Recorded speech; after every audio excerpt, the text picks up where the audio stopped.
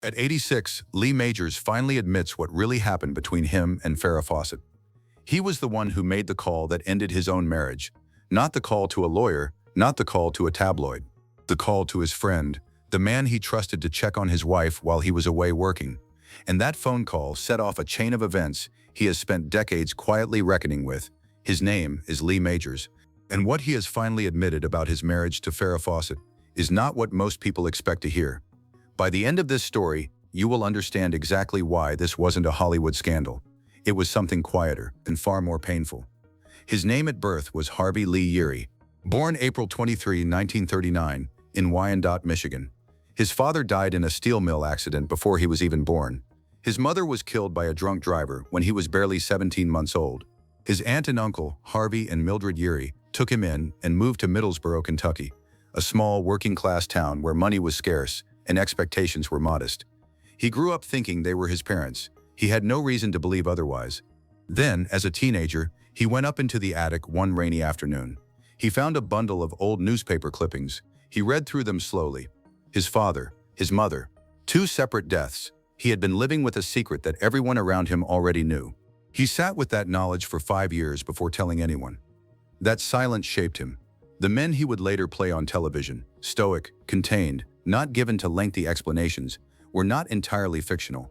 He adopted the stage name Lee Majors after his football idol, a coach named Johnny Majors, as though even his name was something he had to choose for himself. What happened next is the reason this story matters more than any headline ever suggested. Football was going to be his way out, until it wasn't. He earned a scholarship to Indiana University, then transferred to Eastern Kentucky University. During a game, he suffered a severe spinal injury that left him paralyzed from the waist down for 2 weeks. Just like that, the plan he had built his entire adolescence around was gone. He sat still, recovered slowly, and started thinking about the only other thing that had ever interested him: acting. He began in summer stock productions at the Pioneer Playhouse in Danville, Kentucky. He moved to Los Angeles with his first wife and their young son. He worked as a parks and recreation director to pay rent. He studied at MGM's drama program on the side. He was broke and unknown, and auditioned for parts while his marriage quietly fell apart under the pressure of the move and the money problems. His first big break came in 1965. The Western series The Big Valley was casting for a lead role. More than 400 actors auditioned. One of them was Burt Reynolds. Lee Majors got the part. Barbara Stanwyck, who played his mother on the show, took him under her wing and taught him the practical realities of the industry. Arrive early, know your lines, protect your reputation. He listened, he worked, he waited. And if you think that was surprising, stay with me, because this next part is why the whole story matters. In 1968, Lee Majors' agent spread out a set of photographs on a table and told him to pick the best-looking girl. He was looking for a date to an industry event. He pointed to one picture. The woman in the photograph was a 21-year-old Texan named Farrah Fawcett, newly arrived in Hollywood with ambitions to model. When she got the dinner invitation, her first reaction was irritation. She went anyway. On that first date, she ordered a Scotch and Coke, which she was not used to, and was sick in the restroom. Majors later joked that he didn't know if she was really unwell or if she just didn't like him. Neither of them stopped seeing the other after that night. They married on July 28, 1973, the same year Majors landed the role that would define his career, Colonel Steve Austin in The $6 Million Man. Farrah used the name Farrah Fawcett Majors in all her screen credits. He used his industry connections to open doors for her. He called it trying to help her avoid learning things the hard way, the way he had. For a few years, the arrangement worked. They were what people in Hollywood referred to as the golden couple of the era. Majors himself was told, repeatedly, that they were the Brad Pitt and Angelina Jolie of their time. He would later note, dryly, that comparison didn't turn out too well for anyone either. But here's the part that changes everything about what you just heard. In 1976, Charlie's Angels changed everything, and not just for television. Farrah Fawcett was cast in the new ABC detective series as Jill Monroe. The show became the runaway hit of the 1976-1977 season. Her iconic red swimsuit poster sold millions of copies in its first year alone. The haircut became a cultural phenomenon, replicated by women across the country. Overnight, she was no longer Lee Majors' wife, who worked in television. She was the biggest female star on the planet. And Lee Majors was still living on the Universal Studios lot during the week, because commuting from Malibu to his filming location was impractical. Both of them were working 14-hour days. Both of them had shows demanding their full presence. The logistics of the marriage simply collapsed. There was one year, Majors has said, when he saw Farrah for only 2 weeks. 2 weeks, in an entire year. Fawcett left Charlie's Angels after a single season, drawn toward film work and the desire to prove she was more than one iconic image.